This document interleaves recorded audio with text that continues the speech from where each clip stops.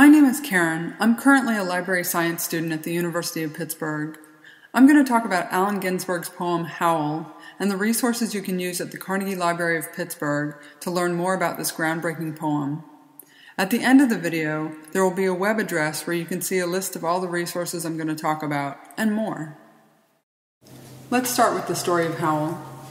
Beat poet Allen Ginsberg was born in Newark, New Jersey in 1926, the son of lyric poet Louis Ginsberg.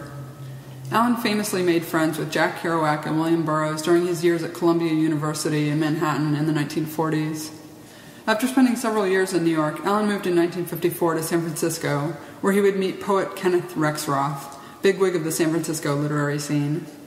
In 1955, Rexroth invited him to organize a poetry reading at a local art gallery, the Sixth Gallery, which Allen initially refused.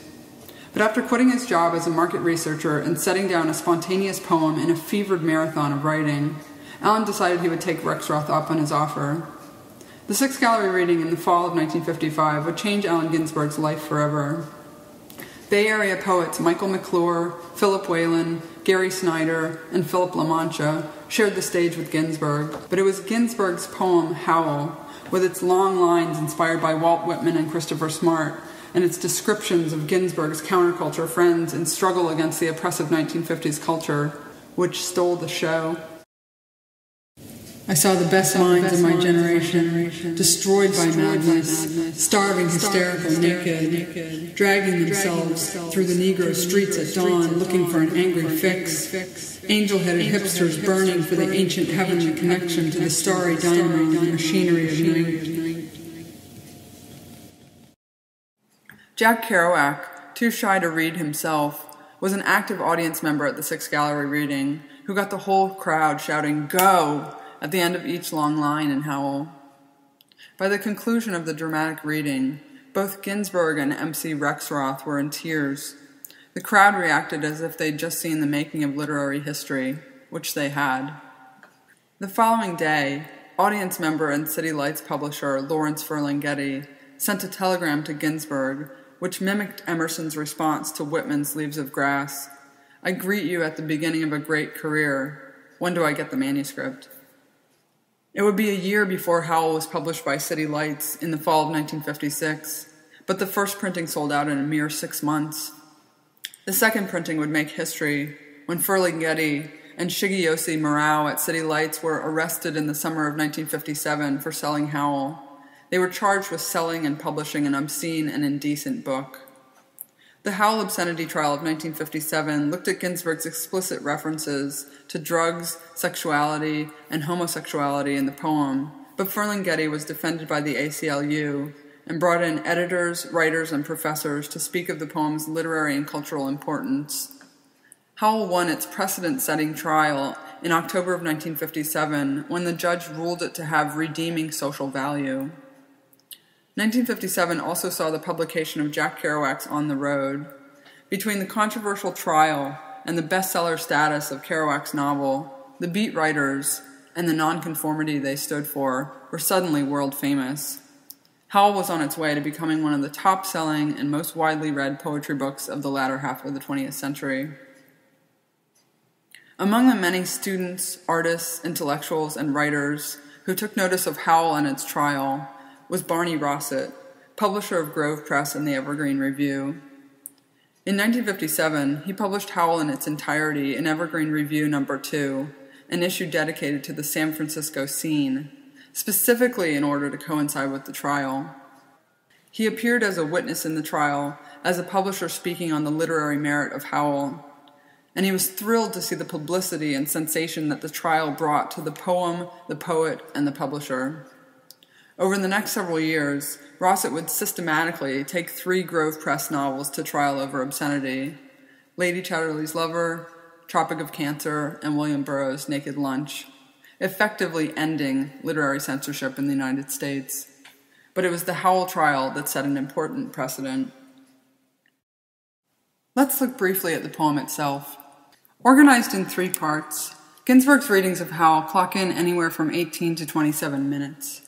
Each section of the poem uses a different repetition to drive its point across. The first section uses the repetition of who to catalog Ginsberg's friends who have gone mad trying to resist or comprehend life in mid-century America. Who studied Platonius, St. John of the Cross, telepathy, and Bach Kabbalah because the cosmos instinctively vibrated at their feet in Kansas. The second section repeats the name of the Old Testament god, Moloch, as a metaphor for the greed and oppression of American values, especially in the wake of the atom bomb. Moloch, whose mind is pure machinery. Moloch, whose blood is running money. Moloch, whose fingers are 10 armies. And the third section repeats, I'm with you in Rockland, as a chant of solidarity to his friend Carl Solomon, with whom Ginsberg spent 8 months in a mental hospital in 1949 to 1950. I'm with you in Rockland, where 50 more shocks will never return your soul to its body again from its pilgrimage to a cross in the void. Many argue that the footnote to Howl should be recognized as a fourth section of the poem. This section draws on Blake as it repeats holy, holy, holy, and reclaims everything in the world as holy, even some things he previously denounced as Moloch. Holy the solitudes of skyscrapers and pavements. Holy the cafeterias filled with the millions. Now I'm going to show you how to find resources for further study of Howl. We'll start with the second floor at the main Carnegie Library in Pittsburgh. First, I'll remind you that if you want to browse what's on the shelves, you can use these Library of Congress call numbers in any of the sections we'll go to. The main reference room is located in the middle of the second floor. You can browse the shelves according to the relevant call numbers, or you can search in the literary criticism aisle, where I found an essay on Howl by Gregory Stevenson in The Beat Generation, a Gale Critical Companion. For a quick index to most of the reference books, you can use the online tool Reference Universe on the Carnegie Library website. Using the keywords Howl and Ginsberg, my search pulled up numerous entries in 15 different reference books, including Gay Rights on Trial, a reference handbook, and Jewish Writers of the 20th Century. If you keep going towards the back of the library from the reference shelves, you'll find the door to the second floor stacks. Here you can explore the history and criticism of Howl through books on Howl, the Beat Generation, the San Francisco Poetry Renaissance, and Allen Ginsberg. The library has a number of resources on Ginsberg where you can search more in depth for his influences and thoughts on Howl, including collections of his journals, correspondence, and interviews. The second floor oversized books are located around the corner from the stacks, in the direction farther away from the music hall. A 1986 edition of Howl is located here, containing annotations by Ginsberg himself, an original draft of the poem, and an account of the Sixth Gallery reading.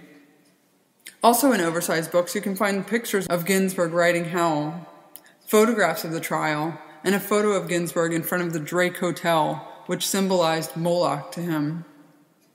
Next to oversized is the International Poetry Collection. In this collection, you can find the Howl City Lights edition, a CD recording of Howl, an essay on Howl by second-generation Beat Anne Waldman, poetry by Walt Whitman, anthologies of the Beat poets, and an illustrated version of Howl.